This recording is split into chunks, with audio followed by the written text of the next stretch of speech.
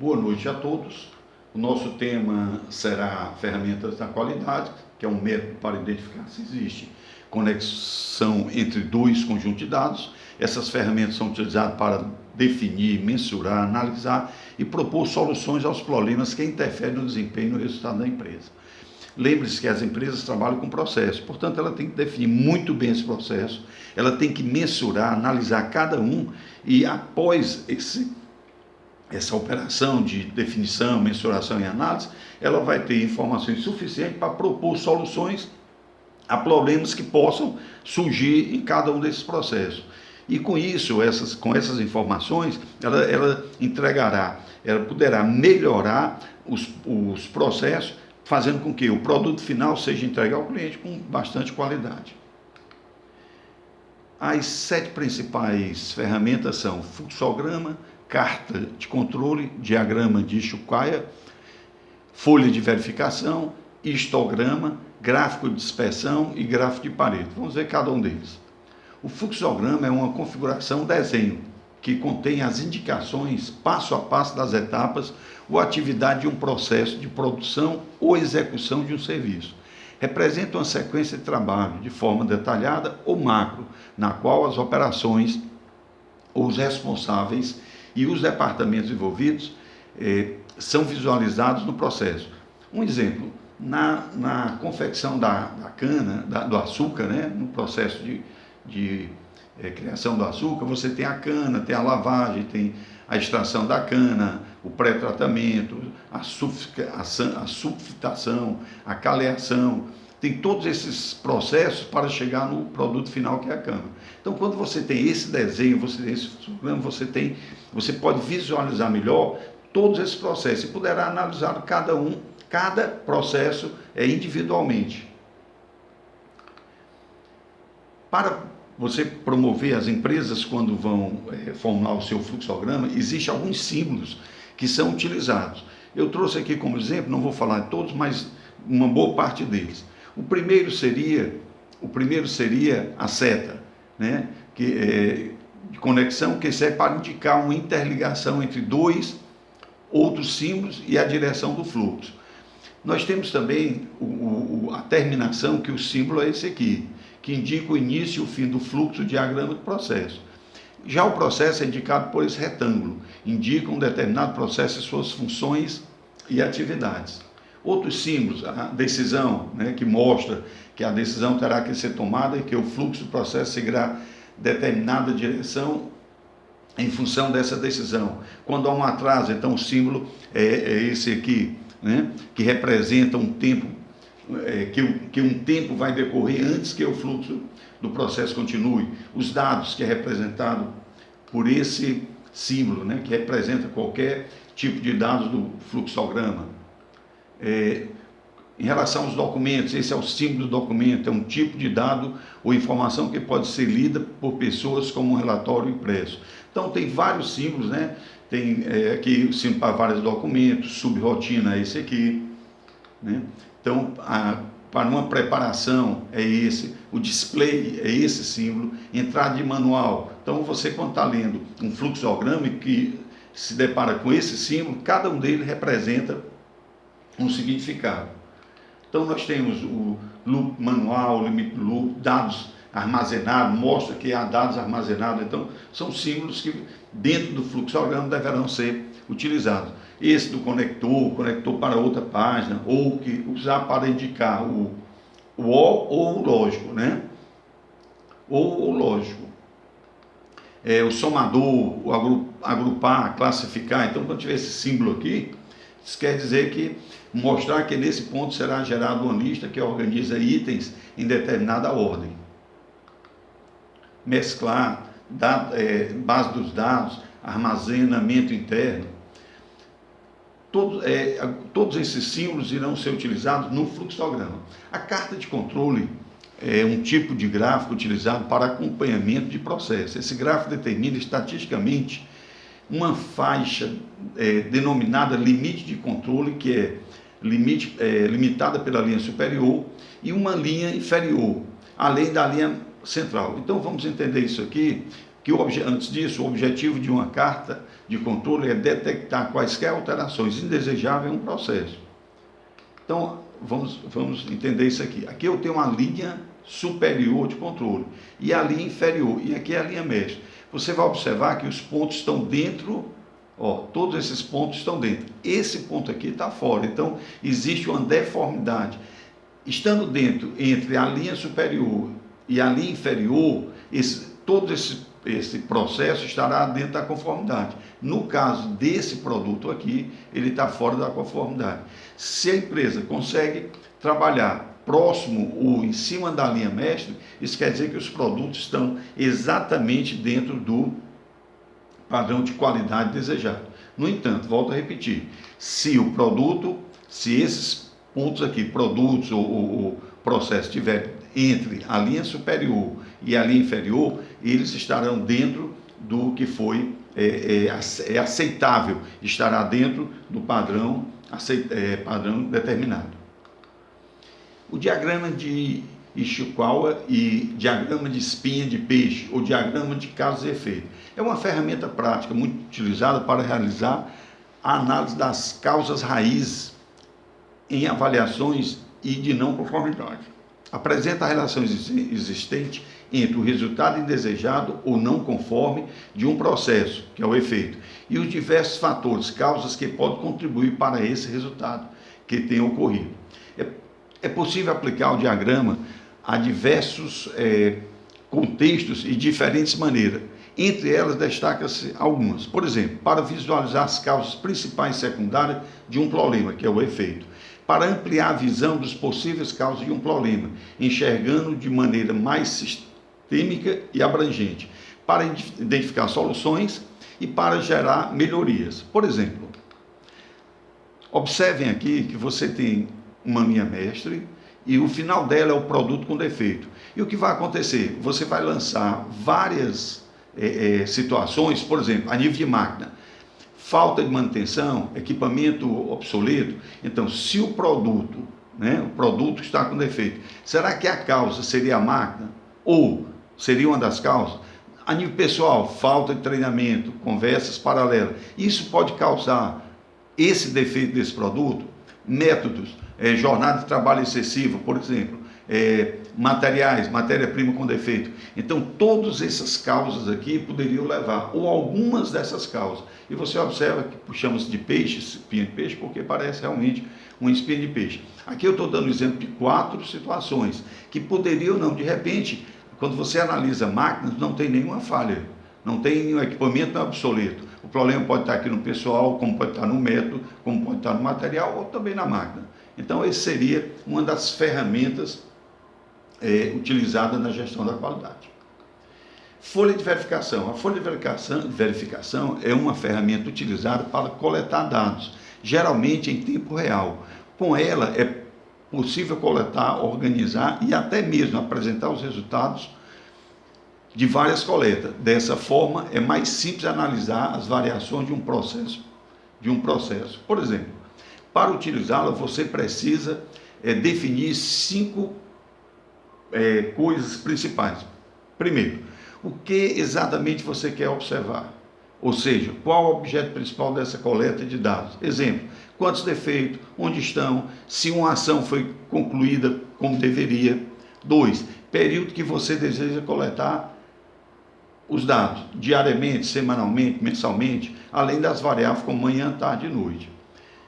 Terceiro, modelo entre formulários, se será composto de números, marcadores, como um X, entre outros. 4, a pessoa responsável pela coleta de dados e se ela está ciente dos objetivos da verificação. E 5, a qualidade dos dados ideais para a coleta. Vamos ver aqui um exemplo.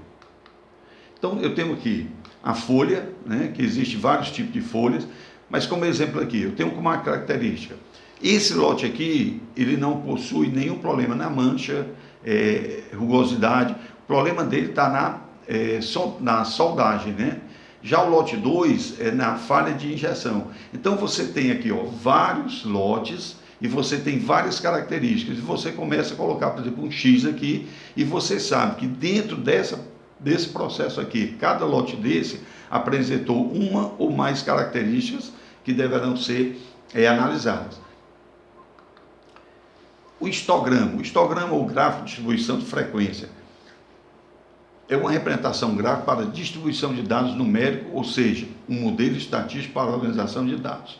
O histograma é uma variação do gráfico de barra. Enquanto o gráfico de barras descreve os dados em barras e categorias separadas, o histograma representa os dados de forma da mesma categoria no intervalo analisado. Por isso, sem espaço entre as barras. Então vamos ver aqui um exemplo. Vamos pegar aqui, por exemplo,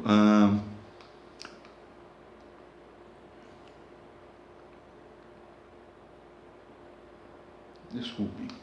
Vamos pegar aqui, por exemplo, esse exemplo. Eu tenho aqui o lote 1, eu tenho 13 falhas que foram cometidas em 50 dias, por exemplo. O lote 2, eu tenho 33 falhas que foi produzida em 40 e poucos dias. O terceiro lote, eu tenho 84 falhas que foram produzidas em 100 dias. O quarto lote, eu tenho 76 que foram produzidos em aproximadamente entre 50 e 60 dias. Isso aqui faz com que você tenha noção de como a empresa estão aparecendo, por exemplo, falhas, desconformidades, e você estabelece dias, estabelece os lotes, e vê quantas inconformidades ou não conformidades aconteceram. Isso vale para qualquer situação. Você pega, por exemplo, um departamento, o departamento, vamos chamar de produção. Quantos funcionários faltaram nesses 50 dias do ano? Então, 13 faltaram. No departamento 2, vamos dizer, logística, 33 faltaram num período de 40 e tantos dias. E assim por diante. Então, você vai ter uma noção dos dados do que você está analisando. Portanto, é importante você determinar qual o foco do teu estudo, o que você está analisando. Gráfico de dispersão, isso eu queria chamar a atenção, diz respeito de uma representação gráfica de valores simultâneos de duas variáveis relacionadas ao mesmo processo, mostrando o que acontece com uma variável quando a outra se altera, ajudando dessa forma a verificar a relação entre elas. Nós temos aqui uma correlação fraca, uma correlação forte e uma correlação perfeita. Vamos entender agora no exemplo. Suponhamos que você tem aqui uma média, né, a linha mestra aqui, e aqui eu estou trabalhando com altura e com peso. Então, um indivíduo com 1,50 m, ele vai ter aproximadamente 50 e poucos quilos. Observe que esse aqui com 1,55 m, ele pode pesar 40 e poucos quilos, mas ele pode pesar também 65, por exemplo. Se o cara tem 1,60 m, são exemplos, ele pode pesar entre 50 quilos, 50 e poucos quilos, mas ele pode pesar 58 quilos.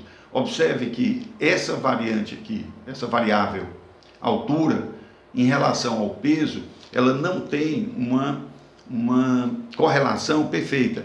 Ela é muito distribuída. Embora que, nesse exemplo, você pode levar para a empresa, por exemplo, se um determinado produto está aparecendo um defeito, esse defeito pode ser causado a nível, vamos dizer, peças defeituosas e tempo de realização.